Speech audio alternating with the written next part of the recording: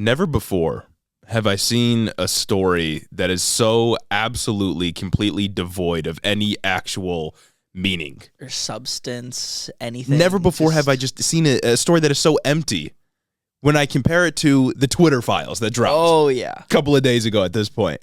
And it's like, for those of you that don't know, right? Elon Musk or some, do you know who this person was that dropped it? Was it Matt Beliebe? I don't know. Is that just an Elon dick rider on Twitter? Well, is it somebody like within Twitter that dropped this or something? I don't know. I was pretty confused. I thought Elon himself was going to drop it. Never, because like it's so unimportant. I don't even know who this person is. Yeah. It was basically this giant thread talking about how, or attempting to, I don't know, share news and evidence about how like the government has interacted with Twitter and how major figures have asked Twitter to take down certain posts and stuff like that. But it was so unambiguously like empty and lacked substance that like it didn't mean anything. It's also and like conservatives this everywhere news dropped already. Conservatives everywhere are acting like it's this big revelation. They're like, oh my God, look, Democrats are trying to control the media. Democrats are trying to, I don't know, silence conservative voices. Yeah. It was nothing. Because specifically, it was all surrounding the Hunter Biden laptop story. The famed Hunter Biden laptop story that we've been talking about for 2 years now. Right. Since the 2020. That's insane. And like the core thing there that a lot of people latched onto was there was some screenshots of emails of people asking like Twitter HQ or whoever like works with content moderation to either silence or censor or diminish the popularity of certain posts. And the person that was posting this noted that like people from both sides, Republicans and Democrats, were asking Twitter to take down some posts. It was like the DNC and the RNC specifically. And then they mentioned that the government generally had asked as well. But the thing there is like, at the time that this was happening, Donald Trump was the president of the United States. Yeah. So any moderation that was coming, any moderation that was being asked for on behalf of the federal government would have been coming from Donald Trump's team. Crazy. Joe Biden was a civilian at this point. What could he have done to suppress the story on Twitter for his son's laptop? Just not in politics. It doesn't make any sense. Like, I don't know where, like, I don't know if I'm missing something, if I didn't read it right, because I looked through it the other day. Like, I don't understand. What's the big story here? I also don't understand why it's a big story when the same thing happened 2 months ago with Meta. When Meta just confirmed straight up that the government had asked them to slow down the algorithm on the Hunter Biden laptop story. And it was like semi-big news. The big media outlets covered it then, but they're not really covering it now, and right-wingers on Twitter will let you know. Well, and like the problem with the Hunter Biden laptop story from Meta's perspective was that nobody knew if any of the information was true. Yeah. And ahead of an election, people were like, hey, yo, maybe we should slow down sharing this information because if it's false, it could influence the results of an election. And if false information influences the results of an election, that's a problem, right? Yeah. But again, it wasn't Democrats in power at the time. I don't understand where any of this is coming from. It would have been a private entity asking DNC, the private entity, asking the political them to stop. Right. And at the same time, it's like I've never seen anybody on the left be like, "Oh no, Hunter Biden shouldn't be investigated." I don't care. I don't give a shit. Like, I genuinely don't. It might be happening since the House is going to go to the Republicans by like a 2-seat majority. So maybe we'll get something fun, like an investigation into Joe Biden and Hunter Biden. That'd be cool. That would be cool. But this Twitter files thing seems like nothing. And they were really mad that like the New York Post hadn't been, or the New York Times hadn't been talking about it, and the big, CNN, MSNBC, they hadn't been talking about it. But it's like, there's nothing here. What do you want them to do? Already talked about to death. You guys talk about the story to death. You don't shut the fuck up about it. I can't go a day without hearing about Hunter Biden's laptop. Yeah, like once a day I'll see a tweet and it's like Hunter Biden's laptop still hasn't been investigated. Hunter Biden in China, Hunter Biden in Ukraine. Yeah, no, literally it's like every day when I log into the Twitter to get the Twitter fingers going, I see like Dan Bongino tweet, today is December 2nd and Joe Biden is the worst president in history. And then right under that, it's just 30. Like, what about Hunter Biden's laptop? Nobody's talking about Hunter Biden's laptop. It's just, it's so fucking nauseating to constantly be hearing about this, especially with other news stories that we have to talk about today. Oh, yeah. Elon thought that was going to pop off. Right-wingers thought that was going to pop off. Right. Amidst the other thing that happened this week. Amidst the other big news. The other huge culturally relevant news that happened this week. Anyway, if you were confused by the Twitter files, just know that I'm also very confused by the Twitter files, and I do not understand what their importance is. So, just more conservatives being goofy silly, I guess. Silly, goofy.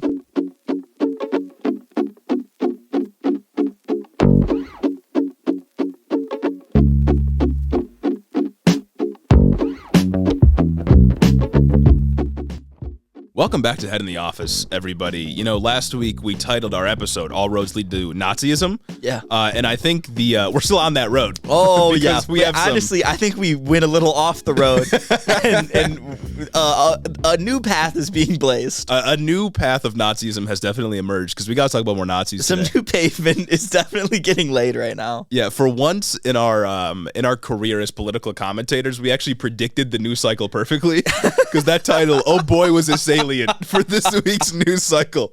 And you can tell the views on that one, nuts. Yeah, they're nuts so far. We got to talk about Nazis. We also got to talk a little bit about trains. Actually, quite a bit about trains. It's a very big news story as well. Rails, railroads, yeah, railroad workers. So we'll start off with a little bit of commentary on, like, you know, media as a whole. Media reception for Nazism, but then we also got to talk about major economic implications coming like in a week or so, possibly, and then we got some like various election news and extra stuff at the end. But, phone in on a little bit of the world's number one geopolitics podcast. Yeah, we'll do a little bit of geopolitics. You know, we'll call back to our roots. Off the top of my head, to be honest, I don't really need to think about that much. Anyway, if you want to support the show, I'll remind you all to go over to the Patreon, become a patron, get access to early episodes, and join the community. Get them when they're more relevant. Exactly. You won't have to wait until Wednesday. You can get early access to episodes, interact directly with us. It'd be a good time. You won't have to be a part of our frustration when we record. We put our whole bussies into recording all this of our episode bussies, every Sunday. both of them. Both of the bussies. And it's a lot, trust me. There's a lot of bussy there. Boy, oh boy. We put that all into the episode on Sundays, right? To cover all the news that happened this week. And then the day after, Monday, maybe even Tuesday, the biggest story of the year drops. And we miss it for the Wednesday pod because we recorded before. Yeah, like as soon as we're done recording it, we find out like Joe Biden's been assassinated and has been replaced by a clone or something. Literally. Whole time it's been like Hillary Clinton in the Joe Biden disguise. Like that's how it goes. They were week. Right. Beyonce and Jay-Z are a part of the Illuminati. Exactly. Us too, probably. Real. We probably are paid by the Illuminati media. Anyway, check out our YouTube, TikTok, Instagram, Twitter, Discord, everything else. It's all in the description. You all know where to find it. And also, if you want to help out the show, as we mention every single week, you can leave a 5-star review on Apple. It would be much appreciated. We would love you. We'd be in love with you, in fact. Oh, yeah. And if you want to leave a review, we'll read it on the show. Like these beautiful reviews we have. We have 5 today to read off. The first one is Great Show by T to the E. They say, just recently started listening to this podcast because of TikTok. Overall, fun vibe, even if they are covering tough topics. I look forward to developing an unhealthy parasocial relationship with both hosts. 10 out of 10 would recommend. Speaking of falling in love with the listener. Exactly. This listener specifically, T to the E. We love you, and we can't wait to cultivate that parasocial relationship. The next one is Amazing Pod and Cool Dudes by Big Bob Joe 79. They said, I love this pod. I look forward to it every week. Give it a try. You'll love it. Simple, to the point, easy peasy. For real. Direct. I like it. The next one, subject line Decent by Year293. Just a period there. Nice. It's just a period. Whatever. Nice. I'm not even worried doesn't about even it matter. Next one, 10 by Caleb Austin. Their review's it's a bunch of 10s. I'm not going to read them all off for brevity's sake. Exactly. And then they said at the end, love the show, it's a 10. So got your point across. Love that. And the last one we have here is from a listener that's actually from Canada. Apparently Canadian reviews can't show up on our on the feed that we see because we're in America. Yeah, that's right. We're in the greatest country in the world, so we can't see the barbarians from the north. Because we have freedom reviews. here. Exactly. Yeah. I forgot what the slur is for Canadians, but insert it here. There you go. Canuck. We have a Canuck in the chat. Anyway, this one left a review for us, and I guess we'll read it. The subject line makes my leftist heart happy by E10MM10. They say, as a Canadian political science major living in a world where every single day we question how we got our neighbors and where all of my profs will not let us forget that the United States is the Wild West of democracy, this pod hits all the right notes. Yeah. Keep doing what you're doing. Simply can't get enough. The Wild West because we have freedom. Oh, yeah, exactly. Just like in the Wild West. We are the freest country in the world. You can do whatever you want. And that actually transitions us perfectly into our first news topic. Oh, you can say whatever you want, too. You can say literally anything, but you're not free of consequence in the United States of America. No. We got to talk about Kanye West fully coming out as a Nazi.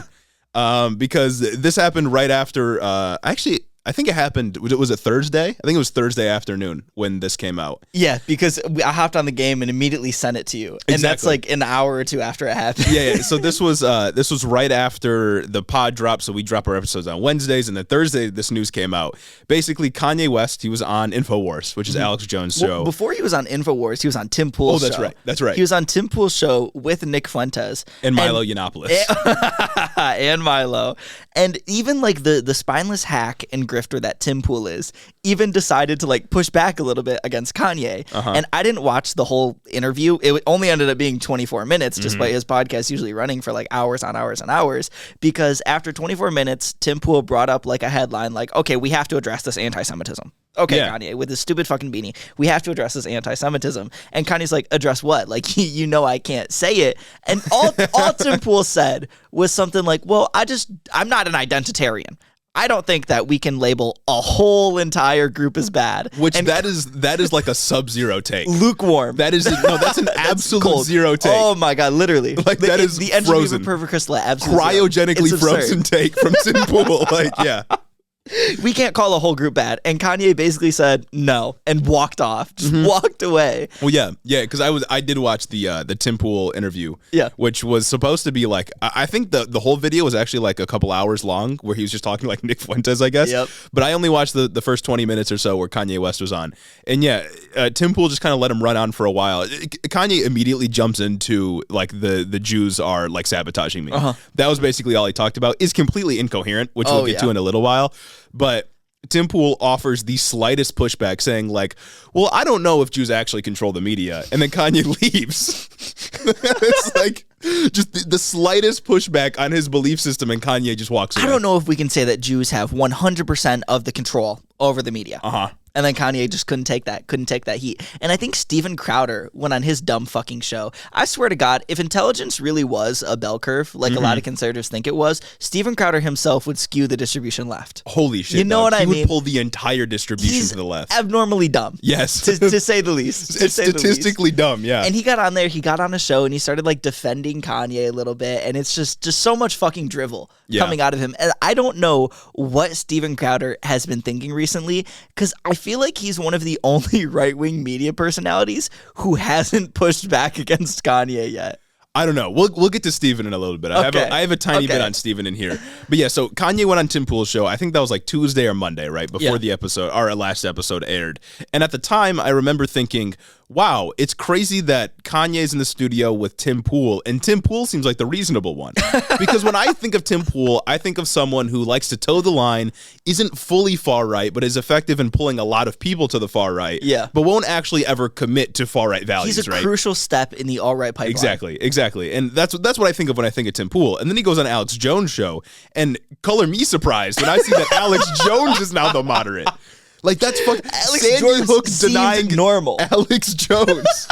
The frogs are turning gay. Alex Jones is the normal one. In a room with the guy who looked at the parents of the children who lost their lives in Sandy Hook to this day, who last like a couple months ago looked in their eyes and said, "Yeah, you all are crisis actors," and you're dog, and he looks like the sane one in the room. The dude who like repeatedly accuses the Democratic Party of being like pedophilic vampires, demonic pedophiles that can like time travel and suck the blood out of children. Like the dude who called his own judge a demonic pedophile while he was playing hooky at his trial. The dude who ran an attack ad on the judge that delivered his it's crazy. Alex Jones here, and it's because he had Nick Fuentes and Kanye West on. Yes.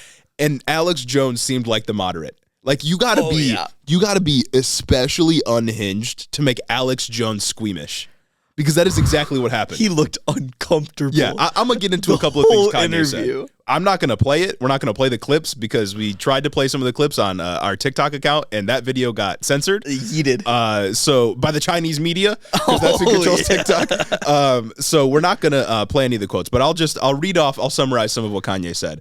So early on in the interview, he says, Everyone has good in their heart, especially Hitler. You don't need to add that. You don't need to add that little qualifier there, Kanye. You really didn't. Like, especially... You really didn't. Not even Hitler. Because, like... Especially Hitler. He removes all plausible deniability from that sentence, right? Oh, yeah. Because, like, if he would have said, everyone has good in their heart, even Hitler, there are some people out there that would have been, especially, like, right-wing people, would have been like, okay, well, he's just trying to see the good in everybody. Exactly. But especially Hitler, like, more so than others. It's like, because we get on here and we say shit like, humans have value, like, no one is born evil. Yeah, of course. You know what I mean? No one is inherently evil. There's a bit of good, but it's like, Hitler was like the one guy. Yeah, like modern history's villain. World War II, most of World War II was the only just war in modern history. Like, come on now. Yeah, like come on. You can gripe over the reasons that the United States got involved. A lot of people might say like, oh, they only got involved because they realized they could, take advantage of the crumbling British Empire, etc. Yeah, but like the Nazis are ontologically evil. The Nazis literally needed to be stopped. Like there was no other thing you could do to stop the Nazis than do World War II. The only just war. Exactly. Yeah, the only war or the only conflict that the United States is justified in intervening in, like in recent history. Yeah. Like that's crazy. That is crazy. Oh, God. Kanye also went on to say, there's a lot of things that I love about Hitler. Including the outfit. That was a big one. Including the outfit. I mean, Hitler wears Hermes. True. Real. Hermes would have designed their outfits. Hitler would have worn Yeezys probably. Oh, really? They would have had a deal, right? Yeah, he would have made sure they did. Exactly. He also said, I love Jewish people, but I also love Nazis. That was quite a banger of a take from Kanye. And then he also said, we got to stop dissing the Nazis all the time. If you haven't gotten the point by I think now, Nazis get a little too much shit. That's what he was saying. That's literally what he was saying, because Alex Jones, again, seeming like the moderate somehow on the fucking neo-Nazi committee meeting, was saying that, like, oh, I don't like Hitler, I don't like the Nazis, I think Hitler was a pretty bad guy that did some bad things. And then Kanye follows it up with, we gotta stop dissing the Nazis all the time. I think Alex Jones also said at one point, my grandfather served in World War II, and he walked past, like, dead Jewish bodies as he was fighting that war. And then Kanye went on to say, like, some other shit about how he likes Hitler. He said he loves Hitler, and he said the Holocaust didn't happen. Oh, didn't he say something like, you can't bake that many cookies, can't bake 6 million cookies? He basically did the cookie conspiracy theory. I don't know if he said the cookie thing, but he was saying, like, yeah, the Holocaust didn't happen. Like, factually, he didn't kill that many people. And it was like, dog, like the Holocaust is one of the most well-documented things in modern history. I don't think even if people were trying to make up the Holocaust, you couldn't get this many people together in on a collective lie that big. Yeah, exactly. It just couldn't happen. It couldn't happen. And also, right after World War II had ended, we had a lot of people go over into Germany because we were basically splitting up Germany between us and the USSR. But a lot of people were recording instances of just complete human rights violations, evidence of the Holocaust, because we knew specifically at the time that eventually people sympathetic to the Nazi cause would deny that it ever happened, and they would try to escape any responsibility for what happened. Yeah. And we specifically documented it so well for that reason, and now he's saying it didn't happen. Who'd have thought that day would come less than 80 years later? Yeah. Yeah, less than 80 years later, we're just 80 years Nazis later. Are just making a comeback, unfortunately, to the detriment of everybody else. And then, of course, moving on in the saga of Kanye West over the last week. Yeah. Kanye later on the same day that the interview aired, I think on Thursday night, Kanye was shitposting on Twitter after everyone was mad at him, and it was, everything was backfiring, and people were saying, like, what's wrong with you? Shitposting in like a hateful, bigoted way, I would say. Not in the way that we do. 4chan posting. I love shit posting. And it culminated in him posting 2 images. The first one was an image of a swastika, the Nazi symbol. The Nazi symbol, the one bad symbol. Inside of a Star of David. That was the image he posted. And instead of hate speech, it said hashtag love speech. And then he also posted a picture of Elon Musk getting sprayed. It's this funny thing. I think we've posted this picture before. It's Elon Musk. Yeah. He looks very... like he's got a big belly in the photo. People have used it to make fun of him. And he's getting sprayed in the back of the head, right? Yeah. It's a very unappealing picture of Elon Musk. And I think Kanye posted it because the dude spraying the water is a Jewish man. So I think Kanye said this will be my last post, Christ. and then he got banned. Elon Musk took responsibility for the banning, and Elon Musk supporters did not like that one. Oh no, I think it's really funny. Like if we look at the timeline of the banning, we know that after Kanye posted the swastika, Elon Musk had a text conversation with Kanye. Most bizarre text conversation I've ever that seen. He also posted with the picture of Elon, and that was the last straw for Elon. Elon didn't just see the swastika and think, all right, maybe we should give this guy a break. Yeah. Maybe we should just take this down for a little bit. He waited till after he was a picture that's already on the internet, posted 1 billion times. Yeah, got posted to make fun of him, to ban him. Elon Musk, he did post that, like, I'm not banning him because of this photo, I'm banning him because of the hate speech. But like, of course he's gonna say that. It's like the timing here. Yeah. If you were banning him because of the hate speech, I don't think you would have taken a second to text him. Someone who you're not friends with. Yeah. Someone who you only have their number with by, like, I don't know, virtue of you being conservative celebrities.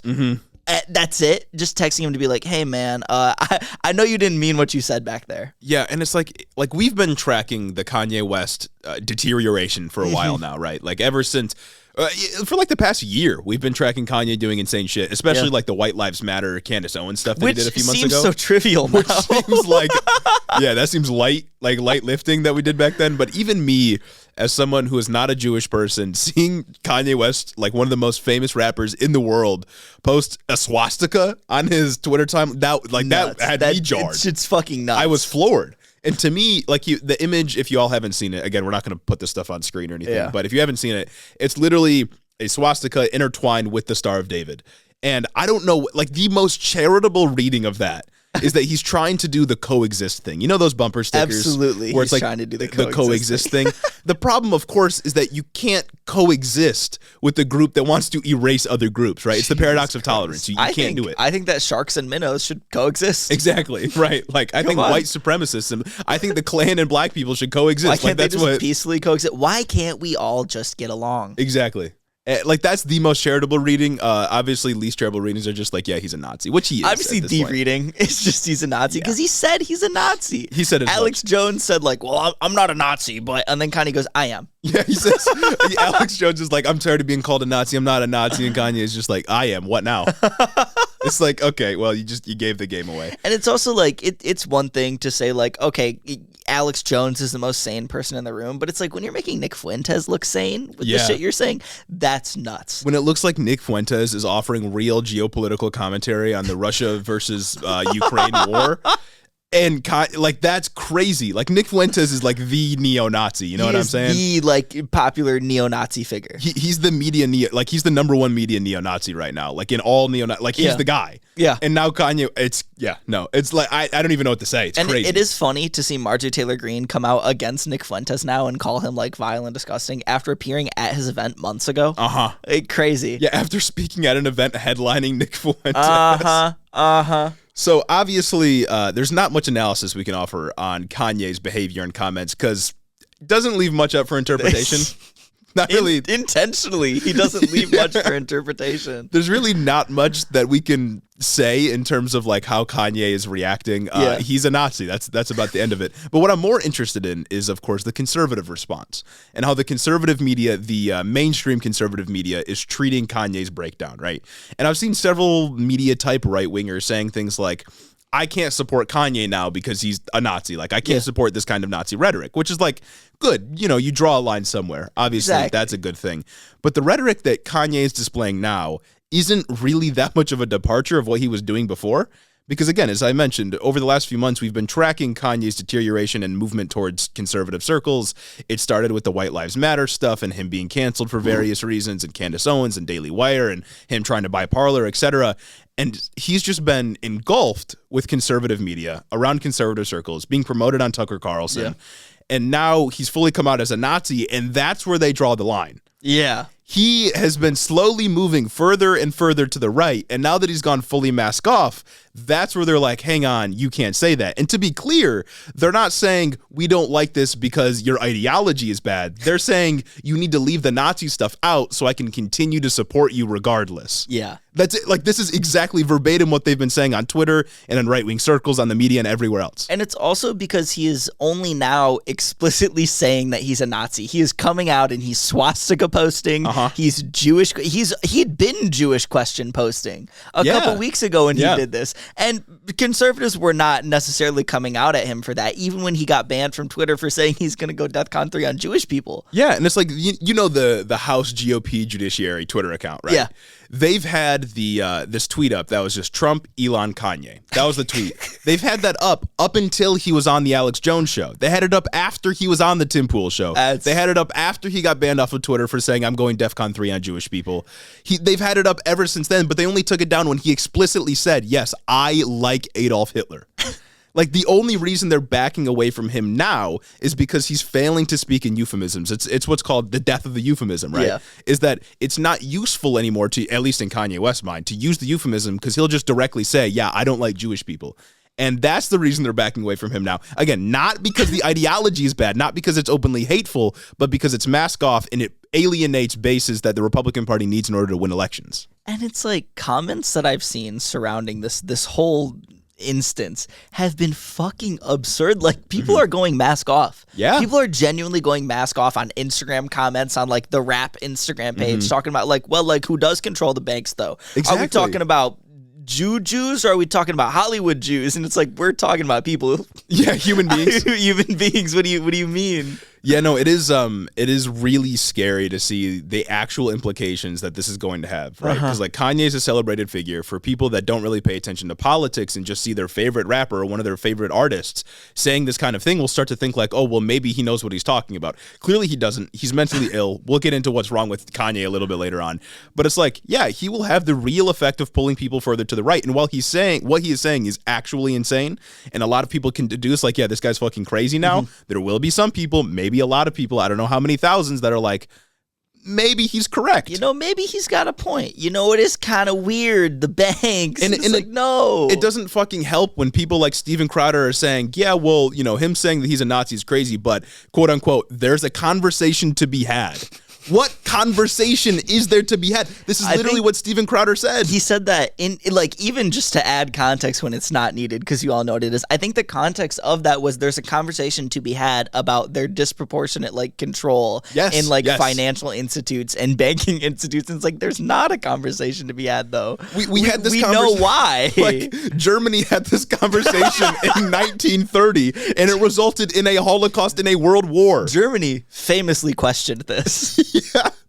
Like, we know where this path leads. There is no question. There's no conversation to be had. The only reason you would think there's a conversation to be had is if you intentionally want to platform these hateful beliefs because you think now that speaking through euphemisms is less useful than directly saying, yeah, Jewish people control the world. Yeah. Because to be clear, again, this is what they've already been doing. When they say things like wokeism or globalists or the deep state, what they're saying is they're using a euphemism to say there is a cabal of people that are controlling the government and the media that control all of your lives and everything that you see, and they want to kill the Christian white man. Right? That's the narrative. That's what a globalist is. That's what the woke mind virus does. But they just replace the word Jewish with those words to cover for the fact that they're anti-Semitic. It's crazy how almost every like major conspiracy just points back to a cabal of Jewish people. It's crazy how cabal is basically a dog whistle now for anti-Semitic rhetoric. It is. And it's like, the reason that is because since like, I think it was around like the 1900s, there was this false document that was leaked. It was this false document that was created that was supposed to be like this committee of Jewish people met to plan like who the next world leaders are going to be or some shit like that. Damn. And that's what Nazis based a lot of their propaganda off of, was this false document that was not real. And then dude just wrote. Every other conspiracy theory now revolves around a cabal of people that control the world. And because it's so entangled with anti-Semitism, every single conspiracy theory, like literally all of them, loop back around to Jewish people control the world for some reason. It's like, nah, bro, you don't get it. They're all meeting in their secret meetings under the Denver airport with the Illuminati, and they're going to figure it out. They're figuring it out. Like, isn't it? Yeah, it's like the Denver airport stuff.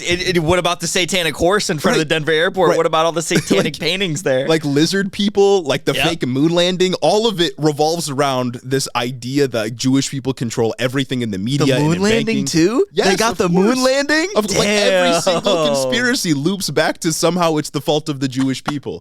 And that's just like conservatives now, of course, they want to push that kind of rhetoric. Not every conservative, of course, is a Nazi, right? Yeah, naturally. But they all have gotten on board with the idea that they have to use euphemisms to attract further right elements of the country in order to get elected and maintain power. So they use words like woke capitalists or wokeists or the deep state or lizard people or globalists. But that's all just cover for, we think there's a cabal of pedophiles that run the world.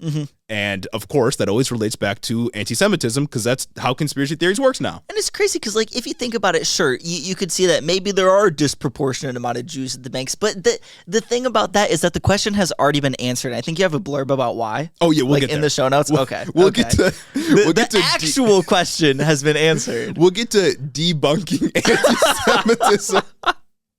But the point I wanted to make really quickly is that right now, right-wingers are mad at Kanye, again, not because his ideology is hateful or is targeting a minority group, or the most marginalized minority group in the history of the world, but they're mad because he's giving the game away too quickly. And most importantly, a lot of right-wingers aren't mad at Kanye. True, yeah. Crazy. The only reason a lot of them are mad right now, or just like are saying, hey, yo, you need to chill out, is because, if you don't know, in Nazi circles, a lot of the time, it's common practice to, when somebody gets revealed to be a Nazi, they all back away from him. Yeah. They all back away from him because once you're revealed to be a Nazi, you become politically unviable, right? Yeah. All of your beliefs, your entire life, it becomes tarnished because Nazism, at least up until now, was unacceptable. So when somebody comes out as a Nazi, is revealed as exposed for being a Nazi, everyone backs off him, right? This has happened historically for the past several decades. They're mad at Kanye right now because he is revealing his true intentions before they have enough power to suppress any opposition to those intentions. That's the reason they're upset about it, because fascists, they will lie, they will say they support a variety of things they don't actually support until they get enough power, at which point they will cut out everyone else from power. This is exactly what Hitler did. History's biggest villain. This is exactly what every single Nazi, fascist, far-right person wants to do. They will say they support free speech, but once they get a large enough seat at the table, they will restrict free speech for everybody but them. And if you think America isn't susceptible to this, you are historically wrong, because this has happened before in strong democracies as well. It can deteriorate if it's not combated. It can deteriorate. The situation can get worse if it's not combated. And that's exactly why they're mad at him now, because he's giving the game away. He's taking the mask off. And they don't want to be exposed before they can. They don't want to be exposed before it doesn't matter anymore. You know what I mean? Yeah. So not great. They can't rally their political power. I want to address a quick take that I saw in our Twitter comments. Okay. Oh, I'm not going to say specifically who, but close followers of our TikTok account, actually, not Twitter, TikTok. Close followers of our TikTok account will see that some person commented something along the lines of, so being a Nazi is when you don't agree with Jewish people 100% of the time. Yeah. Yeah. Kinda. Yeah. No. Yeah. Kind of. It wasn't like don't agree with Jewish. It was support Jewish people. Yeah. Right? Support. Like that. I believe the comment was like, explicitly, so you're a Nazi if you don't support Jewish people 100% of the time? Yes. Unironically, yes. If you don't support just Jewish people in being people, you're probably a fucking Nazi. Well, yeah, it's definitely that, but it's also like you have as an individual, you can disagree with any Jewish person or any person you want at any time. But Kanye West said the Holocaust didn't happen.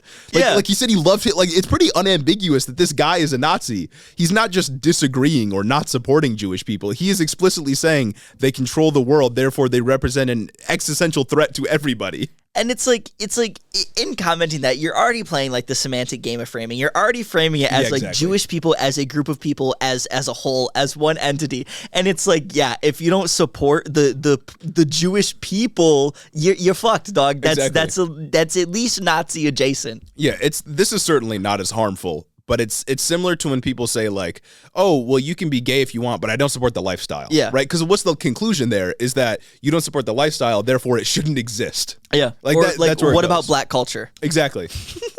Funny how it's all kind of interrelated. Exactly. Funny how it's all the same thing. But as I mentioned before, it is time to debunk anti-Semitism. Yes. Which I feel like having a podcast in 2022, we shouldn't have to do this. No. You would think that we've gotten to a point, there's a world war fought that was deeply intertwined with anti-Semitism. You would think that we didn't need to do this, but I guess we have to. Yeah, keep these points in mind for your holiday season post-Thanksgiving holiday pregame. Yeah, you know? hopefully you never have to know these arguments. Hopefully you don't have to bring these up at the Christmas or Hanukkah. Hopefully you don't have to bring these up at the Hanukkah dinner table. Fuck, for real. That would be fucked. Yeah, I mean, given the fact that Kanye West and his ideology might continue beyond him as a person, given the fact that his ideology might proliferate and people may start adopting more and more anti-Semitic arguments, the euphemism may fully die. Nick Fuentes, again, popular neo-Nazi.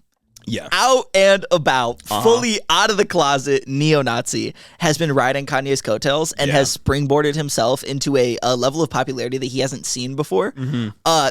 That's kind of concerning. Yeah, and like real quick on Nick Fuentes, he's not a grifter, obviously. Like he believes everything he says, but he is absolutely a dick rider, and he is a clout, like the number one clout chaser, right? Oh yeah, like, he's the guy. He hates Kanye. He's racist. He's a white supremacist. Yeah, he is a morally abhorrent clout chaser. He has said that a white woman having sex with a black man is like a white woman fucking an animal. Yeah, like he's said this stuff before. That's like foul. He has said we need a dictatorship back when abortion in a bunch of states was like legalized or embedded into the state constitutions. He is without a doubt an authoritarian. He is a white nationalist. He is a Nazi, but he is riding the coattails of Kanye West because Kanye West is extremely popular, and now he can officially say, "I'm not racist. I have a black friend." And that's going to work with right-wing audiences. It will work. Which is insane because after Kanye stormed off of Tim Pool, Nick Fuentes didn't. Nick Fuentes stayed and did the interview, and he became Tim Pool and all his little goons and Nick Fuentes with Nick Fuentes. And like Tim Pool's little goons, low key, are like they're just Nazis. Like they were just agreeing. Yeah. Because the dude, I don't know who this guy is. Some random fucking dude was sitting next to Tim Pool and is like, I think a regular on the show was saying like, well, let's deal with the arguments. He's like let's talk about it. And it's like, all right, bruh. Like, it seems like you're batting for their team right now. Like, what do you mean? What do you mean? Anyway, it's time to debunk anti-Semitism.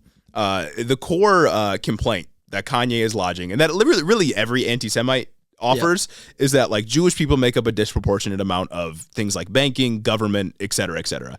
And it is true to some extent that Jewish people make up a disproportionate amount of certain industries, but this is the case of all other ethnic groups. Yeah. There are certain industries that certain ethnic groups just coalesce around. For example, Irish people make up a disproportionate amount of elected jobs at the federal level. Oh. Catholics make up a disproportionate amount of the Supreme Court right now. Ooh. There's like 7 Catholics on the Supreme Court. That doesn't mean that there's an Irish or Catholic or Irish Catholic plot to take over the world. It just means that they make up a disproportionate amount for various reasons, including oppression and discrimination. Something must have happened to funnel them into that area. Right. You know? And just like Irish and Catholic people, there's a reason that Jewish people make up a disproportionate amount of certain industries. And it's not because they have some cabal with the purpose of dominating everybody on a global level. It's because of discrimination and oppression. For example, when it comes to banking and finance and that kind of thing, Jewish people, obviously, one of the most oppressed groups of all time throughout all of history. And for thousands of years, they've been locked out of certain financial systems and trade guilds and banks and other markets for a very long time. So they had to do it themselves.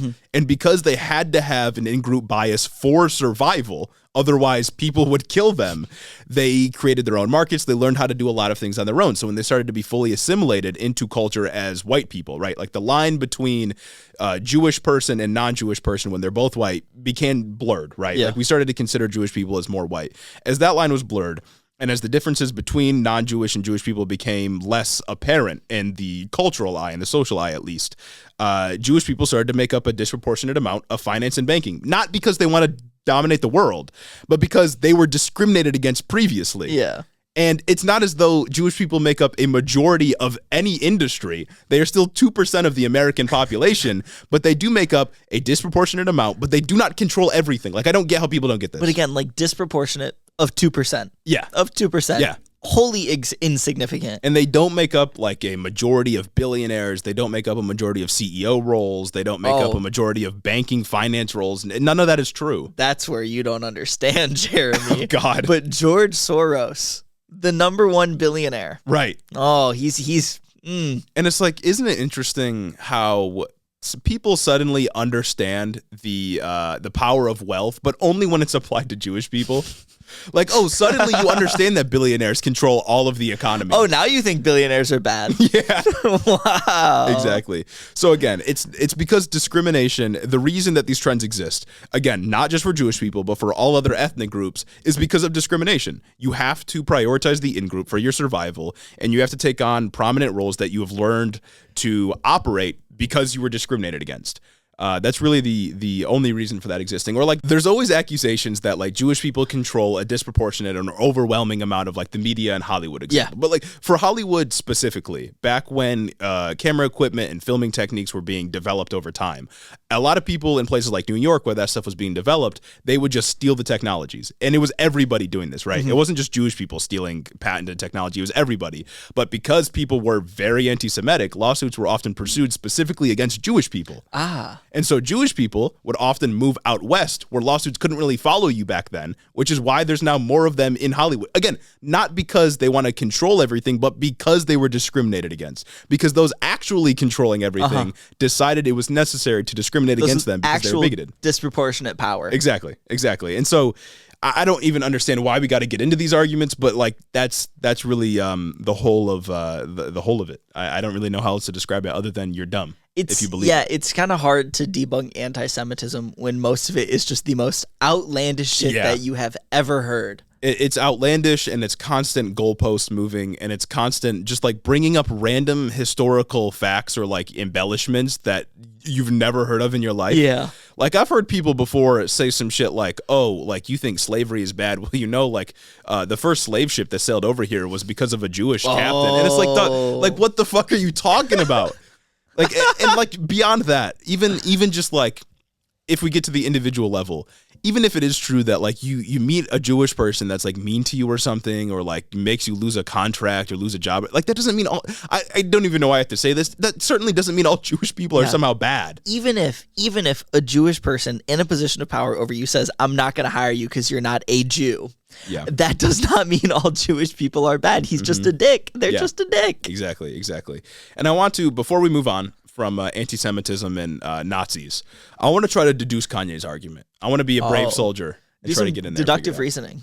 Yeah, I want to try to figure it out. Although, if you've seen any of the Kanye clips, or if you've dared to watch it all, like I have, you'll know that a lot of it is just incoherent nonsense. Like, not much of it makes any sense. How long was the Alex Jones interview? 3 hours. That was 3. I didn't watch all of the Alex Jones interview, but I watched the Tim Pool bit, and I watched a lot of the Alex Jones interview. There were some fucking clips. Yeah, it came out of Alex Jones bad. Video. It was really bad. But I want to try to deduce it. Right. So his claim is that the people who prescribed his medicine, who canceled his contracts, who got him canceled, who tried to quote unquote put him in jail, were Jewish people. That's what he thinks. Oh, yeah, because it was his personal trainer. Right. His personal trainer was a Jewish guy, and he wanted to, like, he talked about, like, getting Kanye institutionalized or some shit. And it's like, yeah, his personal trainer was, like, just a bad guy. But, again, it's not because he's Jewish. Yeah, so he's had all of these, at least in his eyes, bad things that have happened to him, and he's blaming it on Jewish people. And again, even if it is the case that the people who caused it or, you know, were there for it were Jewish, it doesn't mean all Jewish people are bad. Literally. But he is mentally ill, so of course that's what he's going to think. And he also, what I've noticed and what we all kind of suspected, is that he takes his cancellation and loss of contracts, like losing Adidas and Gap and stuff like that. He takes all of that to mean that he was on to something, right?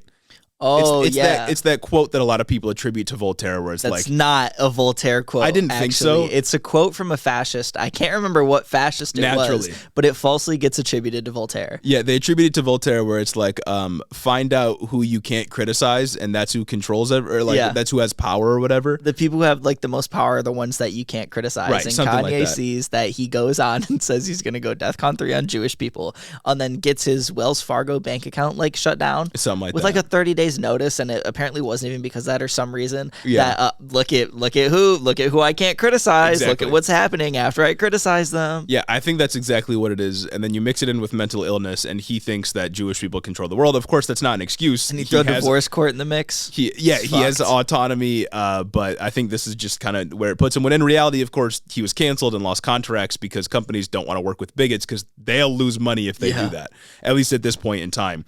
And my guess is also that, Kanye starts to refuse his medication.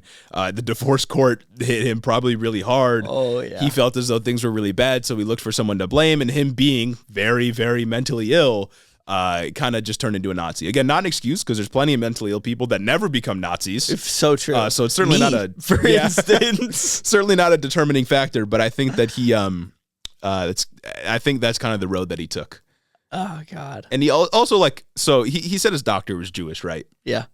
His doctor that tried to give him, medication, the lithium that he needed to, stabilize, Bipolar. his manic and depressive episodes. Yeah. That doctor is probably, the smartest doctor of all time. Great call. You hit the nail you were on the money. You hit the nail directly on the fucking head, big guy. Give this guy an award. Best doctor of all time. You were there. But of course, the accusation that there is a cabal of people controlling the world and controlling everything you hear and buy and eat is true. Except it's not in secret. It's actually pretty blatant and explicit, and it's not Jewish people. It's capitalists. Crazy. And that leads us directly into our next section of the show. Oh my God, he's with the segues today. That leads us directly into the next section, because boys and girls and NBs and everyone listening right now, everybody in between, we got to talk about the railroads and the railroad workers, because economic devastation might be coming to a place close to you pretty soon. Railroad workers down bad. Dark Brandon went a little too dark. Dark Brandon going a little bit too dark, kind of leaning into the new Nazi rhetoric that's popping up, if I'm being honest. Oh, shit. You know that old, I don't even know who said this, but it's like this fascist slogan. Mussolini, make the trains run on time. Yeah, I just want to make the trains run on time. Yeah, Joe Biden, he saw some Nazi rhetoric popping up, and he's like, well, might as well. He saw homegirl get elected in Italy, and he said, oh, this shit works. Right. He's like, I might as well, right? The train's got to run. That's all I want to see. So as we talked about a few months ago, negotiations between railroads and labor unions and their companies they're occurring right now. And we've reached the precipice, the critical point at which disaster might be averted or might happen pretty soon. And when I say economic disaster, I want to be specific, right? And I want to keep the framing in mind, because the way that this event, the way that these negotiations are being framed, is a very pro-capitalist framing, and I want to talk about that a little bit later on, because it is it's always framing the workers as the ones that are the threat to freedom and the threat to the economy in the United States, and I think that's not great. It's Bad always framing. Your fault. Yeah. So how did we get here? You might be saying, what if you didn't listen to the Cruelty is the Point episode 63 back on September 21st? What if they didn't listen to that, right? They want to know how we got here. They want to know how we got there. They want to have a little bit of it reiterated to them. That's what I'm here to do. Exactly. So railroad workers are obviously incredibly important. We've said as much before. They're the backbone of the economy. They transport all kinds of important things across the nation. If the trains stop running, the lights turn off and people start dying. So obviously these people are very important workers, and they should be treated as such, because again, they make the economy function. Without them, we have nothing. Nothing would move anywhere, in fact. Yep. And in 2021, the major rail companies reported record profits, and the CEOs, of course, and their stakeholders are taking in record profits, and they're expected to do even better in 2022. So don't think for a second that these rail companies are hurting in any way. They're not strapped for cash in any conceivable way. Not at all. And so far, rail companies have been especially intransigent on one issue, and that's paid sick days. That's the top issue amongst railroad workers. There's other things, but paid sick days is number there's one. other thing like pay, work schedule, shit like that. But pay sick days is the number one thing that they are rallying for. Exactly. That they're rallying for. And one contract has already been proposed, but it was denied because it didn't receive majority support from the unions. And I think there's 12 major unions. There's 4, I think, Class 1 railroads, which are railroads that make over $1 billion in revenue or some shit like that. I can't exactly remember the distinction, but I think there are 4 Class 1 railroads: Union Pacific, BNSF. I think Amtrak might be one of them. I don't know. And maybe Canadian Pacific, but this is conjecture. Yeah. I know Union Pacific is one of the huge ones, though. Yeah, I think there's 12 labor unions for the railroads, in all. And I think the 4 of them, the biggest 4, rejected the plan, which means a majority rejected the plan because they're the biggest ones. Yes. And that plan did not include paid sick days, and they were asking for 7, right? They have 0 right now. That's it, just 7. And I think this plan had 1 paid sick day, which for, you can't even get over a sickness in 24 hours. What the fuck are you guys talking about? You have infinitely more sick days than you had before. You're going to complain? the previous sick day to current sick day ratio is infinite. Infinite. Do you understand? Come on, what the fuck? It's trending upwards. So that plan didn't have any paid sick days at all. So obviously they rejected the plan because it didn't have the one thing they were asking for. But here's the kicker, and the important part that plays a role right now in the news that we're about to talk about. A 96-year-old law from 1926 called the Railway Labor Act allows Congress and the president to intervene in labor disputes between unions and rail companies and impose a deal onto workers. Impose. So because railways are so important and integral for the company or for the country's economy, and because especially back in 1926 they were so important, Congress has the ability to intervene, and the president obviously has a role signing that into law and can basically compel railway unions to do whatever Congress says. Like that's not very free market. That's what I was thinking. That's not very free market of like any of this. And you would think if an industry is so integral to a country being able to exist literally at all, being able to exist at the size that America exists at, being able to function and have all of the things that we have, if it's literally necessary to the survival of the nation, should we really subject it to profit-seeking behavior? Right. Should it really be separate from the going-ons of the federal government when federal policy is already so intimately intertwined with how this whole entire industry runs? And when we have to handicap the workers because of, I don't know, some archaic, dipshitty, stupid fucking adherence to capitalism at all costs, because of the remnants of Red Scare propaganda that we're so scared to nationalize an industry, when this is an industry that should absolutely be nationalized. We cannot have a country without it. And it's like, it has, you know how right-wingers will often talk about how if we nationalize any system, then the government has complete control, and that's like a form of domination, right? Good. Well, it's like this, the way that we have it arranged right now has the exact form of domination they're afraid of from Congress, but none of the good elements that come with nationalizing anything. It's only dominating the workers in the worst way possible.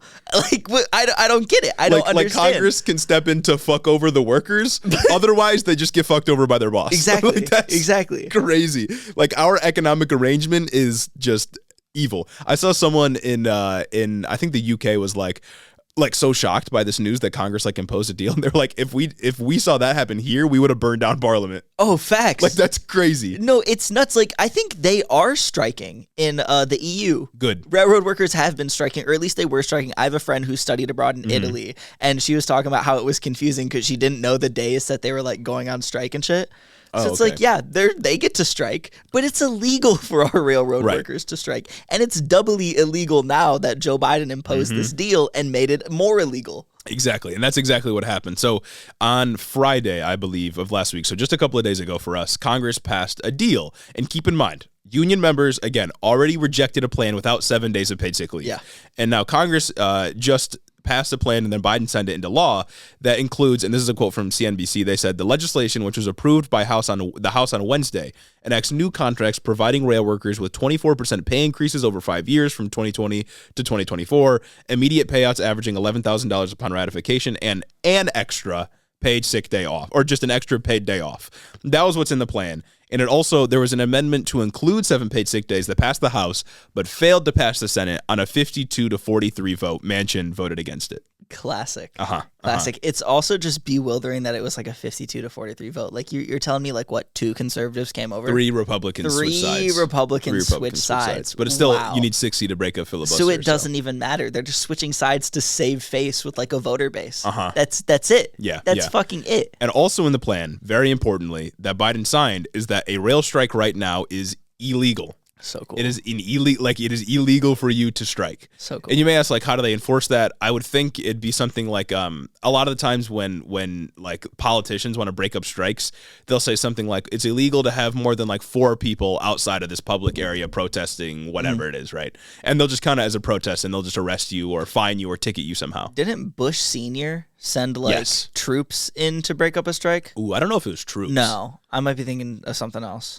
This act has though been used, I think, like 8 times or 10 times. I think Bush Sr. was the last one to use it. He broke a strike after a day. He broke a strike after a day. It was one day he broke the strike. How did he break that strike? I don't remember. Huh. I don't know if it'd be crazy if that was like National Guard type shit. That would be if it was like a Battle of Blair Mountain type beat. Yeah, no, that would be crazy. But this deal passed 80-15 in the Senate, but again, the amendment failed. So this passed and is signed now by President Biden, so into law, and it does not include paid sick days, which is, again, the one thing that they wanted. And it's like, just to add some whole context to this whole paid sick days thing, if you didn't watch episode 63, Cruelty is the Point, workers were often penalized for taking time off of the job for doing things like spending time with their family or dealing with illnesses. Right. Workers are subjected to a point system for their attendance policy where more points equals a higher likelihood of being fired.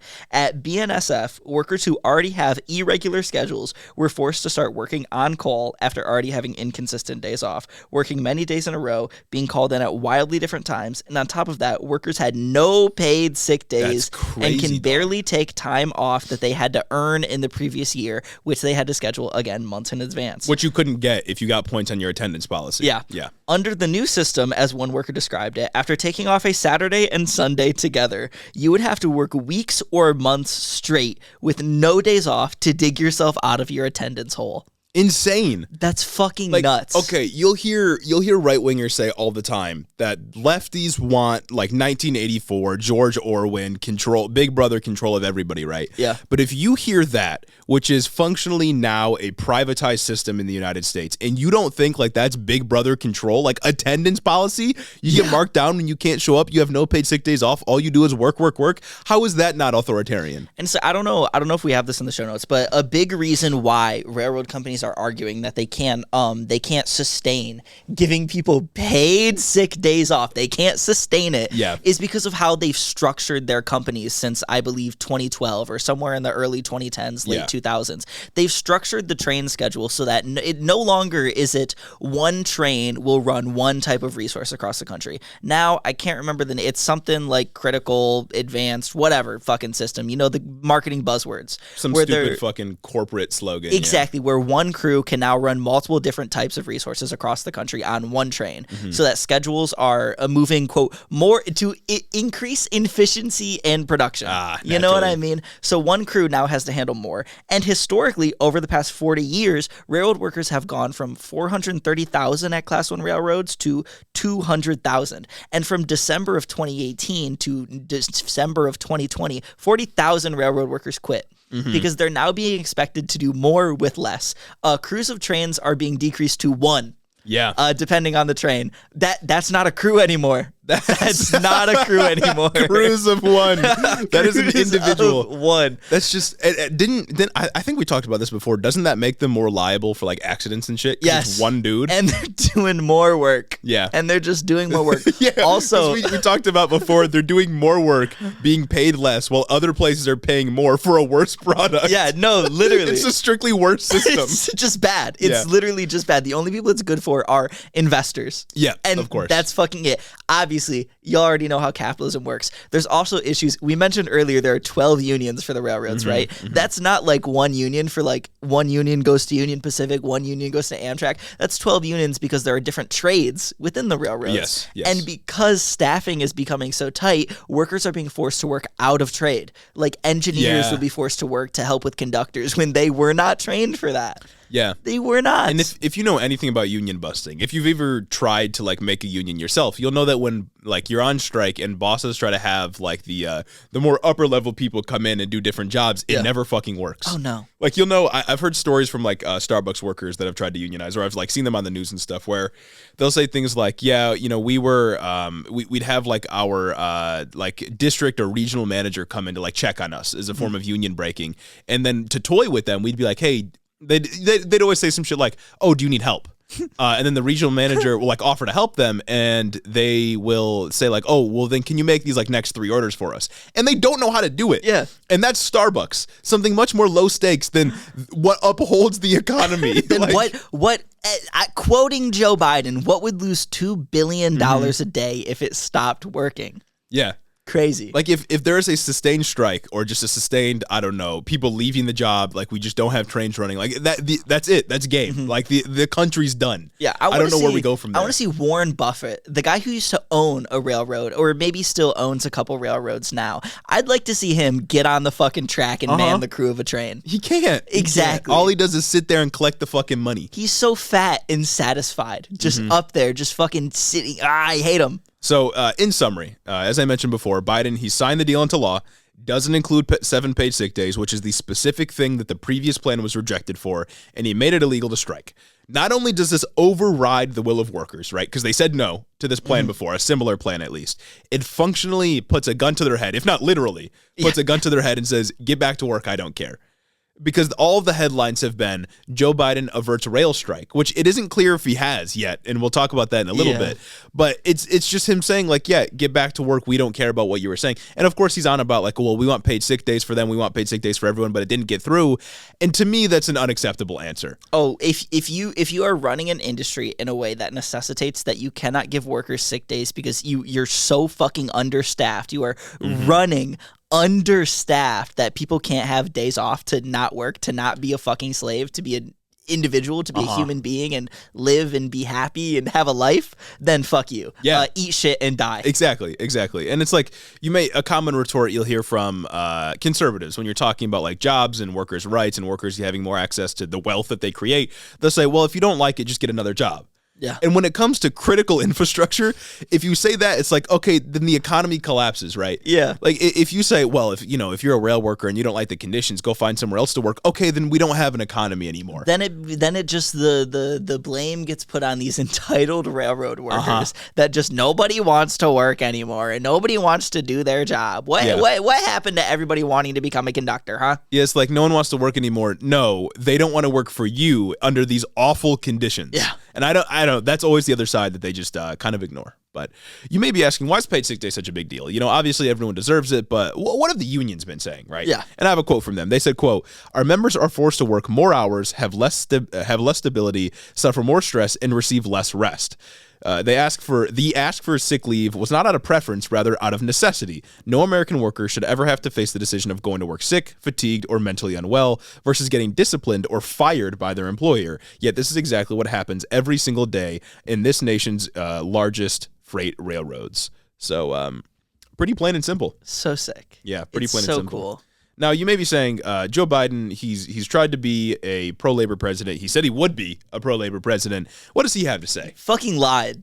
He did lie. It's just lied. This is the scab behavior. This is like the one time he's had an opportunity to actually be pro-labor, isn't it? Oh, yeah. There hasn't been another time this presidency where he's had an opportunity to set himself apart from the rest of like the popular party neoliberal sentiments and actually deliver a win for labor. He's done a few things, I guess. He's appointed some more liberal left-leaning people to the NLRB. Yeah. Which isn't that big of a deal, but it matters for people trying to unionize. Oh, yeah, for sure. And he said he would pass the PRO Act, but that never got to his desk. And the PRO Act was the pro-union bill that had a whole bunch of stuff that I don't remember. But it's like he would have passed that. Right. That just got stopped by conservatives. Exactly. Yeah, exactly. Like, this is your time to shine. But this is a time to push back on the structural and political logic of capitalism. Yeah. And he didn't do it. He just didn't do it. But he did have some things to say. He said, quote, the bill I'm about to sign ends a difficult rail dispute and helps our nation avoid what, without a doubt, would have been an economic catastrophe at a very bad time in the calendar.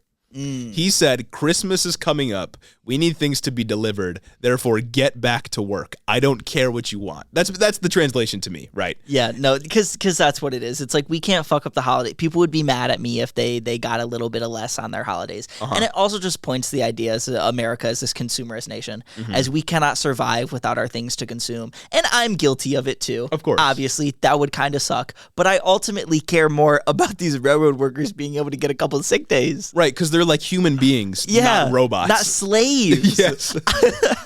Like they deserve to be able to have some rest. What about them being able to spend time with their families for the holidays? He then went on, he said, quote, our nation's rail system is literally the backbone of our supply chain. So much of what we rely on is delivered on rail, from clean water to gas and food and every other good. A rail shutdown would have devastated our economy. Without freight rail, many of our industries would have literally shut down. Again, if it's so important to the economy, and it is, why do we not give them exactly what they want? And it's not as though they're asking for like everything in the world. They want to be able to take time off when they are sick, when they don't feel well, and they don't want to be penalized for that. And it's not like this is quote unquote unskilled labor like conservatives like to throw around whenever minimum wage conversations are coming around. This is skilled labor. This most important This labor. Is trade craft. Yeah. Like the oh my God. And then from MSNBC or from CNBC, actually, Biden said at the bill signing on Friday when he signed the bill into law that his economic advisors told him that as many as 765,000 Americans, quote, many of them union members themselves, would have lost their jobs from this.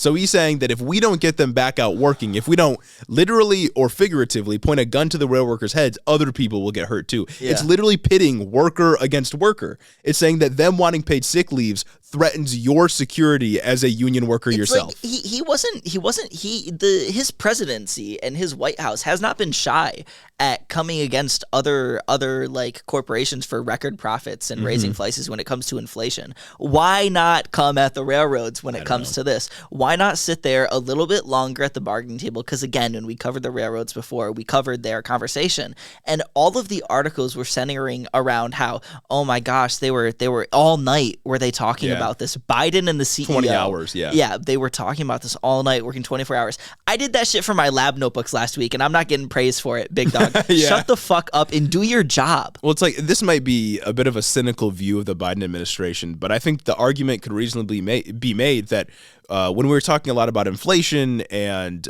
price gouging and companies, raising their prices above what they need to, I think he was able to say that because it didn't require any action on his part. He didn't have to change any laws. You're right. He didn't have to actually restrict the power of capital and their grip over the workforce. He just had to say it. And of course, he's right when he says that, right? Like, that is the correct take on inflation, amongst other things. But it didn't require any political or economic action on his part, whereas this would. Because doing something about it would be fundamentally anti-capitalist. Yes. Because what we're suggesting is fundamentally anti-capitalist and good. Yeah. Right, because like giving workers more power over their workplace, giving workers more agency, more autonomy, more of an ability to actually direct the power and just direction in general of where their workplace goes is pushing back against the logic of capitalism. Because the logic of capitalism is that whoever owns everything by matter of right and in the law gets to decide what happens with it. Because they earned it. Exactly, because they earned it. But by pushing back on that, you are pushing back on capitalism as an economic system. And I just think that he was able to do it on inflation because it didn't require anything of him. Yeah. So the rhetoric was there, but again, the action was, and I guess that's really the entire tale of the Democratic Party. So not great. Fun. Biden also went on to say, I know this was a tough vote for members of both parties. It was a tough vote for me, but it was the right thing to do at the moment to save jobs, to protect millions of working class families from harm and disruption, and to keep the supply chain stable around the holidays. And again, the translation here is the holidays are more important than working conditions of workers that are the reason the holidays can even fucking exist for us. Love that. It's just, it's not great. And I've seen like Republican senators, like I think it was Marco Rubio, maybe, or maybe it was somebody else. They had because Biden isn't being like actually left on this issue, they're able to come out and say things like workers deserve a better deal. They don't believe that. they don't believe that, but they get to say it because Biden isn't doing it. They had 2 tweets ready in their drafts for the outcome of this. Workers deserve a better deal, or look at the cost radical that socialist this is going to have on the economy. Yeah, like Joe Biden, it's so disappointing because he could have had the correct stance and it wouldn't have even been that hard to take, which is like, I'm not signing anything into law unless it has 7 paid sick days. Otherwise, the economy's going in the shitter. Like, I'm siding with the workers on this issue. You just follow the Bernie Sanders approach to this. Like, why is it that he can only impose a deal onto the workers and he can't impose a deal onto the railroad CEOs? Exactly. Why can if he can go in and alter the deal and alter the contract that the workers need to ratify, why can't he say sick days need to be in here? Exactly. And that is exactly why I brought up framing earlier, because it's always framed as though the workers are being entitled, they're the ones that are causing the problems, and the capitalist that isn't giving sick days is some kind of a force of nature, right? They aren't they don't have agency in and of themselves, but they are rather acting in accordance to the free market when they themselves are also human beings that are making decisions, and their decisions have economic implications, but they're never blamed for any of the problems that arise. Why isn't it that when a economy destroying strike is threatened, we blame the workers rather than the capitalists that put them in the position to where they have to strike to begin with? Why do we assign blame not to the people that are controlling everything, but to the people that are struggling against their oppressors? I don't get it. It's ridiculous. I just don't understand why a deal can only be imposed on the workers and the deal can't be imposed on the CEOs in the midst of record profits and more projected record profits. Fuck off. And it's like, this is an extreme example, an extreme analogy I'm going to make, but if we rewind back 200 years to when slavery was the main mode of economic production, at least in the South, nobody today would make the argument that, oh, well, this slave rebellion is disrupting the economy. They should just stay slaves. That's ridiculous. No, because that's the argument that they made back then. And we recognize that as wholly ridiculous and fucking stupid. Like the economic production of slave plantations was like enormous, right? You paid them nothing, and they would produce as much as you forced them to produce because they had no other option. The South famously before the Civil War said the North is just trying to take away our production capacity. Right. Yeah, they are. All of the exports from the South and from their plantations helped the economy run. It was economically successful. Yeah. But you wouldn't have said a slave rebellion or them trying to free themselves from their chains was selfish or entitled or anything like that. You wouldn't say that today. But we still apply that same logic to them because it's masked as a choice or as more just when really the relationship is functionally the same, right? Exactly. We recognize that as being wholly ridiculous then, but now we see it as entitled because workers have a little bit more luxuries, a little more amenities. Right. Come on. It's not, today, obviously, it's not racially based, and you do technically have the ability to leave. You don't have to be a rail worker. Yeah. But the point is that somebody will be. Because if we don't, the economy falls apart. So there will be at least, however many thousands of rail workers that are subjected to these conditions. And your argument, if you're not on the worker side, is just that they should deal with it and not disrupt this for everybody else. And that's a ridiculous stance. It pits worker against worker. That's the whole point of just learning about history and studying history as well, is so that history doesn't repeat itself. And it's not that history won't repeat itself if we just study it. It's that we need to study history to learn the techniques to analyze things that are going on, to recognize when they mirror events of the past and when we can deviate and steer course. And right now, that deal was a point where we could deviate a little bit from bad things that have happened before. Right. But it just didn't happen because Democrats are spineless. Yeah, political power doesn't have to always be bad, right? Yeah. Power is an agent for change. It doesn't always have to go in the backwards direction. But here, it didn't, he had the opportunity that he wasn't bound to support the CEOs in this instance. He could have went with the workers here. Other politicians in his position might have done that. It was wholly a decision of his administration. He didn't have to do it, but he did it. It's if Bernie Sanders was the president, he could have done that. He could have. That's something that Bernie, being a leftist, actually could have done with his political ideology in that position of power. Yeah. These are the moments where you can really see where a president's true motives lie, because a lot of it gets obscured with what Congress can do. A lot of their legislative agenda gets obscured by look at the conservatives blocking all these cool things I want to do. Oh, I got to work with 100 people. That's kind of hard, Jack. Exactly. But in these instances, you are the individual. You're the guy. Power. You're that guy. You're the guy. The buck in this instance, it's, sometimes we talk about foreign policy or, global inflation and stuff. Biden may not have a direct hand in everything that happens in those ways. But when it comes to this, a wholly domestic issue, a labor dispute that Congress and the presidency is uniquely positioned to intervene in and has the ability to pick either side, you didn't have to do this. And although you could make the argument that if Biden would have put his foot down and said, I'm not signing anything unless 7 paid sick days, the workers get everything they want, not signing it unless that happens, you could have made the argument that then, okay, a strike would have happened because Congress was never going to pass that. At the very least, we would have had a historical instance of a president siding with labor in terms of the rail companies, and we could have at least had political pressure and economic pressure placed on the CEOs of those companies. Even if he would have just put up a fight. It would have done so much more for the growing labor movement that's already happening. It would have done so much more for those Starbuckses that are thinking about unionizing but haven't unionized yet. It would have done so much for the movement, even if railroad workers eventually had to go on strike. But now, when railroad workers go on their illegal strike, it's going to look bad, and it's going to do bad, and it's going to hurt narratives. And that's what I wanted to talk about next, is that the unions, because they rejected the contract, again, the majority of workers rejected the contract, they had promised before Biden signed anything to law, they'd promised to strike starting December 9th. And if you look at your calendar, that's pretty soon. That's like a couple days. Yeah. That's Friday of this week or Thursday, something like that. They promised to strike if they did not get paid sick days, because that was, again, the number one issue. And this is from CNBC. Quote, railroad carriers begin prepping for strikes 7 days in advance, according to federal safety measures.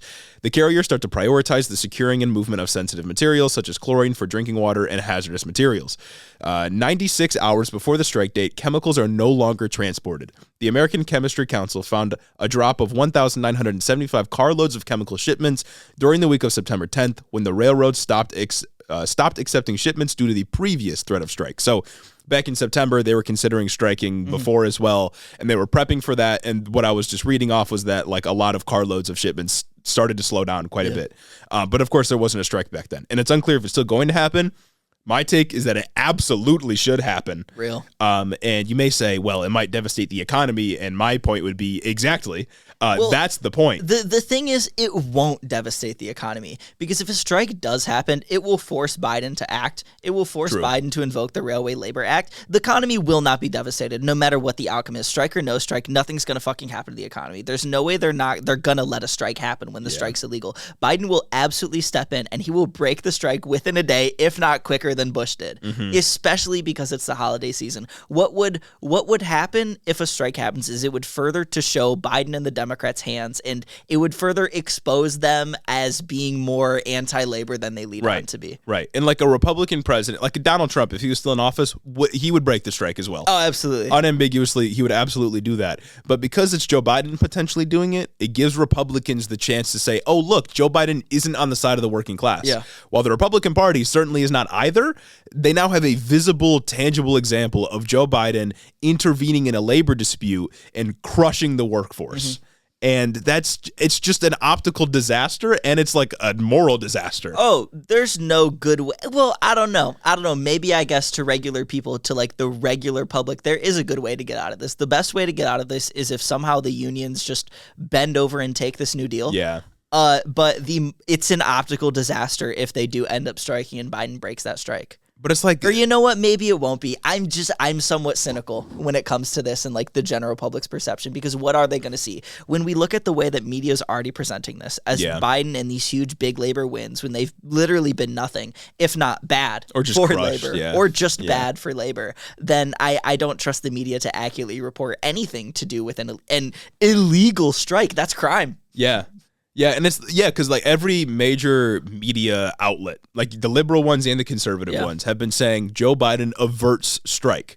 Joe Biden averts economic disaster. Joe Biden works hard. He posted on his fucking Twitter a picture of him like signing some bill. Right. It was probably this deal, signing the deal and saying that you voted me in office to get things done, and that's what I'm gonna do, Jack. Yeah. No, not this. Not this. I didn't want this to get done. It's just it's not great. I guess we don't know how this is gonna be received long term, but I think a strike should still happen. Like, I would want to do it if I was there, and I think that they should still do it. I guess it's up to them if they want to do an illegal strike or not. But yeah, I mean, I don't know if Biden goes in and breaks the strike, forces them back potentially with the National Guard. Not great. And it's also like great. If they could go on strike, they go on strike, they show their hand, the strike gets broken.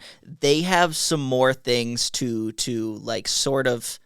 There's more of a reason to help change the Democratic Party when it comes down the road in like the next few political cycles. If Biden comes through and break the strike, there's more of a reason for people on the ground to organize and get more farther left candidates into these primaries and into these positions of power to eventually change how this works. And if they're on strike for one day, a $2 billion loss, that's a lot, but it's not a lot for America. When the Suez Canal got blocked, we lost way more than that, and we didn't really feel any of those effects. You would not feel the effects of a one-day railroad strike. I can guarantee it. Yeah. One day wouldn't be that bad. But what I worry is that I feel like a lot of railroad, I guess I don't know, but I would feel like a lot of railroad workers probably aren't like leftists. You know what I mean? Oh, absolutely not. Like, they're blue collar workers and they may trend towards conservative. So I wonder if like they see Biden do this and then they're like, oh, well, they trend more conservative. Democrats suck. So like Republicans might have been different. Of course, it wouldn't have been different, but we don't live in that reality right now. Of course, it probably would have been worse. It probably would have been worse, but we don't live in that reality. So they'll see Joe Biden Biden doing this, breaking their strike when all they're asking for is paid sick time off, and that further alienates them from the Democratic Party. And now they're just thinking, well, maybe I voted for Biden in 2020 because I didn't like Trump, but like, what are they doing to me? Like, I'm trying to make a living here. I'm trying to see my family and like get through sickness when I feel ill. Like, I don't know. And Biden's literally putting a gun to my skull and telling me to get back to work. Exactly. It's not a good look. It's not. So obviously this is a complete repudiation of Biden's claim that he's a pro-labor president. You unambiguously, you can't impose a deal onto workers that specifically leaves out what they asked for and say that you are saving the economy. Yeah. It does not work like that. This is strictly anti-worker. It's just like when Kanye posted a swastika and hashtagged it love speech. Yeah. Like, these things do not mean what you say they mean. Yeah, and it's like if this strike would destroy the economy, like long term, if it's allowed to go on like weeks or months or something like that, you would think that, okay, then maybe we should just give them what they're asking for. If they're so vital that them being off of work for a few weeks would devastate the economy, maybe we should treat them a little better. Instead of letting them go off for a few weeks, maybe we should just pay them to go off 7 days a year, an entire year, and that'd be better. Yeah, it is disheartening to see Joe Biden do this, and it just reinforces the idea that within the capitalist system, when it's related to politicians that work for the capitalist system, there's just no room for a discussion of workers' rights. And I think it's also fucking insane. I don't know the numbers on this, but like 200,000 railroad workers, they get paid about $50K a year, so like what, $25 an hour? Right? So, yeah. Multiply like your daily rate, what you would get paid for a sick day, times the amount of fucking. I'll do the math right now. Let me fucking bust out my calculator. It's even besides the point, it's not going to cost $2 billion. Yeah. The potential of a strike, the risk that you take in trying to like go this way, the potential that railroad workers could even strike will cost you so much more than just fucking paying them, paying more workers and also giving them the paid sick days so that you don't have to worry about these scheduling issues that you built into your system, because railroad companies have built their rail schedules as if there are robots working for them. It's nuts. Yeah. They would rather take $2 billion a day. Oh, it's $2 billion for the U.S. economy. They would rather take immense losses like for their own railroad companies on the daily than just fucking pay them for their 7 days sick leave. Yeah. Come on. Well, it's because that $2 billion a day probably won't even hurt the CEOs that much. It won't. And they also want to force the workers into a position where they both don't get paid sick days and they don't strike, right? Like that is exactly what capitalists want, or what the CEOs of these railroad companies want. And it looks like, at least right now, might be exactly what they get. And in that case, they have to raise pay for some of the workers. They have to do some amount of back pay, but that's not going to eat into profits that much. And they're getting everything they want out of this deal. Like, because the CEOs, I saw some quotes from the CEOs, like they're like, yeah, this is a great deal. We should go with it. And it's like, if they think that, something's wrong. Like, you know what I mean? Yeah.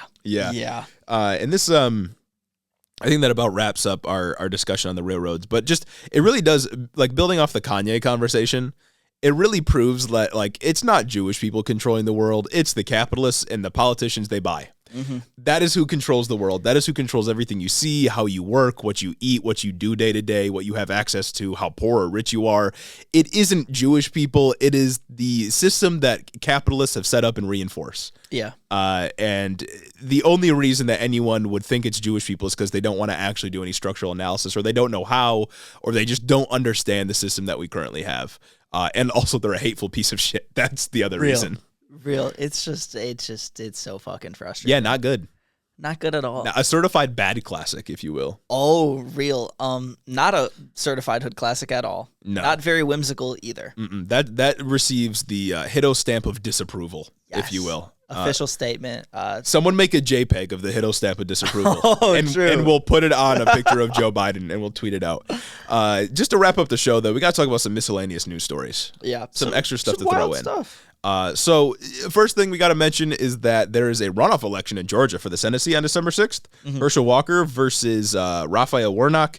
That is happening a day before this episode airs, so we won't be able to talk about it until the next show. Just like obviously. The fucking midterms. Every time. Every single time. So we won't be talking about unless these results you go to headintheoffice.com, the patreon.com/headintheofficepod. Yeah, then you'll get timely updates. Exactly. Timely updates. But we won't be talking about this till next episode. According to 538 in the polls, Walker and Warnock are pretty much tied, pretty close together, at least within the margin of error. And I don't think that... for like early voting shit, right? Yeah, well, early voting is probably going to skew towards That's Warnock. what I saw. From what I'd seen, I saw that Warnock was up by a little bit. Yeah, it's probably going to skew towards Warnock just because early voting and absentee voting typically does for Democrats, at least at this point. It didn't used to, but it's how it is now. But we'll see how it plays out. Can't really make a prediction based off the polling data, but there you go. That's happening, and we'll cover it pretty soon, as soon as we can. And then for some congressional news, some electoral news, some legislative news, if you will.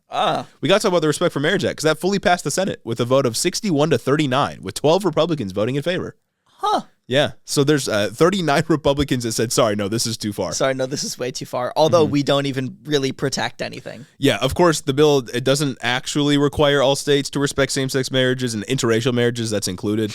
It only forces them to respect marriages if they were made in a state that was that it was legal to perform them in. Yeah. And it also unlocks federal benefits for those couples, for same-sex couples specifically. Again, doesn't force states to marry LGBTQ people in any way. Doesn't. So it's kind of it's a step in the right direction, but it's it took it like a 1-inch step forward. It's also funny because I'm pretty sure Mitch McConnell voted no on this, despite being in an interracial marriage himself. Yes. So that's cool. And I saw some reporting that some Republicans were saying they wanted to vote in favor of it, but they really felt like their constituency wouldn't like that. And it's like, shut the fuck up, dog. Like, I don't care. I don't care. If you're voting against like basic human rights because your constituency does, like, what do you have, like the Nazi district or something? No, like, what is your problem? Who lives in your district? Kanye and Nick Fuentes? Yeah. Is there like a Klan meeting happening in your district right now? Jesus Christ. But yeah, that bill did pass, and it's likely to pass the House since it passed the House a few months ago, and it's likely then Biden will sign it into law. So pretty cool, I guess. A step in the right direction, I suppose. Amid some bad news. Some bad geopolitics news. Yeah, so we got to talk about some bad geopolitics news to end off really quickly. We got to talk about China. Some of you may have heard about the protests that are happening right now in China. They're pretty big and pretty bad. Yeah, they're huge. Right now, they're over China's no COVID policy because their lockdowns were very, very severe, and they're also over China media has a censorship. Zero COVID policy, and some of their lockdown measures were a little nuts. Yeah, and that's not to say lockdowns are bad. Well, okay. Lockdowns we did were wholeheartedly necessary here in America, and some would argue they didn't go far enough. I would argue they didn't go far enough. However, China heard that advice, heeded it a little too much, and welded people's doors shut. I mean, yeah, it wasn't just so the protests right now are kicking off because, at least in part, because there was a fire that happened in some building that killed some people, and the people couldn't get out because of the zero COVID policy. So that inflamed some protests, and there's also, with the CCP, there's tons and tons of media censorship. It's very difficult to know what's actually happening in the country if you're not there, because in America, it gets filtered, news from China gets filtered through two sources, which is first the CCP, and then American media, which is already biased against China. So it's hard to know exactly what's happening. But to be clear, the lockdowns in China were like orders of magnitude worse than what we did in America. Actually bad. They did actual lockdowns, and the lockdowns they did were so severe. Like not anywhere comparable to what we had in the United States. Like not even close. It is so funny to see conservatives comparing the two, though. Not even close. They're like, oh, wow, look, lockdowns are bad. It's like, yeah, dog, it's a spectrum, though. Y'all really don't understand that. Yeah, especially because like lockdowns, we have evidence to suggest that lockdowns are effective in curbing the spread of disease. Yeah. We know this to be true. But what we did in the United States, you couldn't even consider that to be like half an actual lockdown procedure because we had Donald Trump in office. You could still go to the fucking store. You pretty much weren't impeded in doing anything except you had to wear a mask, which was too much for a lot of people. Yeah, and those mask requirements have lifted and have been lifting in many places. You still are not required to get the vaccine. You were never really required by any like government agency to be tested like daily or weekly or anything like that. We now only have 5 days quarantine. Employers are being sued now for requiring vaccines and shit like that. Yeah, exactly. So it's like there was nothing. We like if there is a spectrum of lockdowns, right? Like we were fully on the side of like basically nothing. Real. And China's fully on the side of like controlling literally everything everyone does. And there's a spot somewhere in between. There's a sweet spot effective and doesn't violate personal liberties. Effective and good. And doesn't violate civil rights. Like, I'm confident we can figure that out, right? There's got to be a happy medium here. Right. And so right now there's big protests happening in China, and the CCP, the Chinese government, is cracking down pretty hard on the protests, as they always do. Some people have said this seems like a kind of color revolution, which is like where the United States starts some kind of revolution that is sympathetic to U.S. interests. I don't think that's what this is. Doesn't seem like it. I don't know. I think some U.S. leftists are a little too hard on their anti-America boner. I get on. What are too. they saying? Don't get worried. I just think it's a general trend that anytime something bad happens overseas in a country that America doesn't like, that leftists here claim that it's a color revolution. It's kind of like the same thing with the people defending Russia. Like the Russian defenders. Yeah. Because I remember when the protests in Iran broke out, we didn't cover that one too much, did we? We had a section on it. We had a section on it. I don't really know what's going on with the developments on that.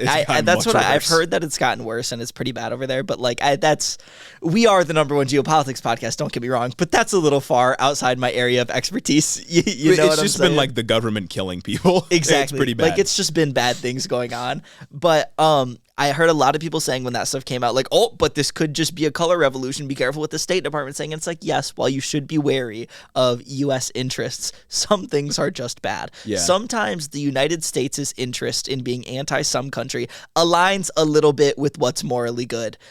It's what we do. World War II. World War II, baby. It's what we, other than the nuke part. It's what we do with those interests and how we choose to intervene, if we intervene, that can be bad and lead to color revolutions. Yeah, you know? Exactly. And from what I can tell in China and Iran, for that case, it doesn't look like this is like a U.S. plot. No. Partially because the State Department's ability to actually do covert operations has diminished significantly since like the 60s, 70s, and 80s. But also, the Chinese government, the CCP, has been especially awful in terms of censorship, human rights violations, lockdowns, and stuff like that. And it shouldn't be surprising that the people of China are pushing back against what the Chinese government has been doing. Like that doesn't require U.S. intervention to happen.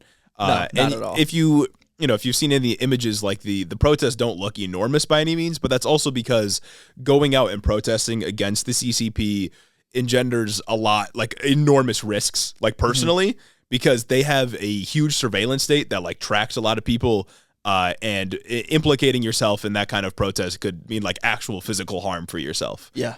Which is really bad. Very bad. I had seen people like comparing this somewhat to Tiananmen Square, which not like comparing the actual things to Tiananmen Square. Yeah. But they had brought up the point that now is the generation that's growing up and protesting right now in China, it wasn't alive during Tiananmen Square. Yeah. So it's like people worrying about things like that happening again. And it's like that was pretty bad. Tiananmen historically bad. Yeah, and like you may be asking, why do people just take what the CCP does, right? Because they have a huge surveillance state, and they have obvious human rights violations, like the Uyghur Muslims, for example.